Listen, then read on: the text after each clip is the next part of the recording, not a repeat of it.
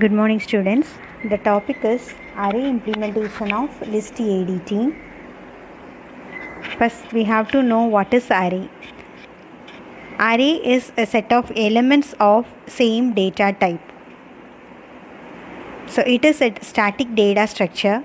Why we called it as a static data structure means the memory should be allocated in advance and the size of the array is fixed. That's why it is a static data structure. And the disadvantage of this array is it will waste the memory space if you use less spaces than the allocated space. For example, I have defined my array with size 50, but among them only 10 spaces I have used means the remaining 40 spaces gets wasted. So this is the disadvantage of array data structure. So array is a set of elements of same data type. It is a static data structure. In array, you can implement the basic operations like creation of a list, insertion of a data in the list, deletion of a data from the list, searching of a data in the list.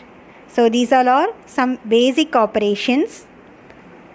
The syntax for declaring the array is you have to specify the data type, then you have to give the array name, then the size of the array must be specified in advance. In the given example, integer specifies the data type, that is we are going to store 25 elements of type integer. Then the array name is list and 25 denotes the array size. Initially, the index is assigned with the value -1. In C, the index starts from 0. So first one is create operation. The procedure for creating a list ADT is, so initially the list is created with some set of elements. You have to get the total number of elements which are to be added in the list. Then you have to check for the size n with the maximum array size. If n is less than maximum array size, then it is no problem. You can add the elements into the list. If n is greater than the maximum array size, then you cannot add. You have to give an error message. The next operation is insert operation. So you have to get the data element which is going to be inserted in the list. Then you have to get the position at which the element is to be inserted. Then we are checking with the index value. If the index value is less than or equal to maximum size, then you have to make that position empty by moving all the elements in the linked list.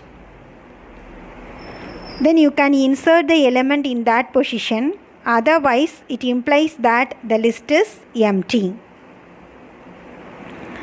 For example, if my array size is 10 and I want to store the element at position 5 means I have to move the elements from 5 to 10 to one position downward such that the slot 5 becomes empty. In that slot, in that empty slot, I can store my new element. This is what happening in insertion operation. So this is the diagram. So you can insert an element in an unordered array or you can go with ordered array. So if it is an unordered array, you can insert the new element in the available space.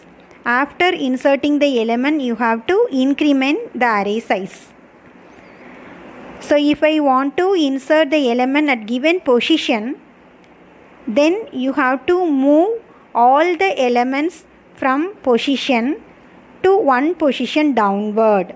Okay, 5 to 4, 4 to 3, 3 to 2, 2 to 1, like that. Okay, like that all the elements are moved one position downwards.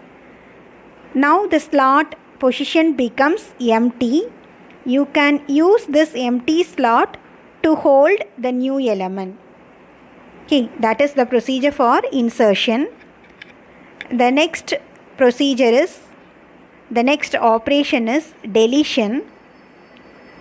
So initially you have to get the position of the element we are going to be deleted. After getting the position, you have to move all the elements one position upward, because now the current position element is deleted and that slot is empty now.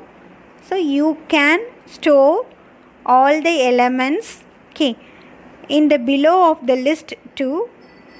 They are moved one position upward. That is list of I minus 1 is equal to list of I. List of I is moved to list of I minus 1. List of 5 is moved to list of 4. Like that, all the elements are moved one position upward. So this is the diagram. So if we remove an element in an unordered array, then it is not at all a problem. The element is removed and you can decrement the array size by 1. But if you have given the position, if you want to delete one element in a particular position, then all the elements are moved upward. Like that, the position is filled by the next element, and the element which was already stored in the position is deleted. After deleting the element, you have to decrement array size by 1. So all the elements are moved in a upward position. They are moved up. Why we are moving up the elements? Because now the element at the location position is removed. That slot is now empty. So you can use this slot to hold all the element, to hold the next element. So you cannot leave the space as it is. You have to fill that slot. So that is filled by the next element, and the next slot is filled by the next element, and so on. So this is what happening in deletion operation.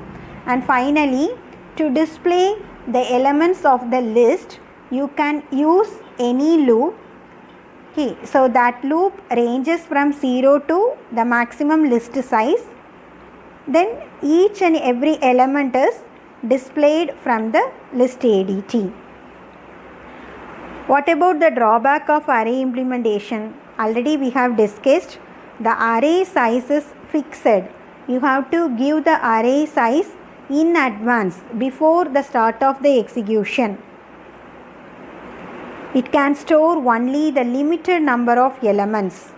That is the first drawback of array implementation of list ADT.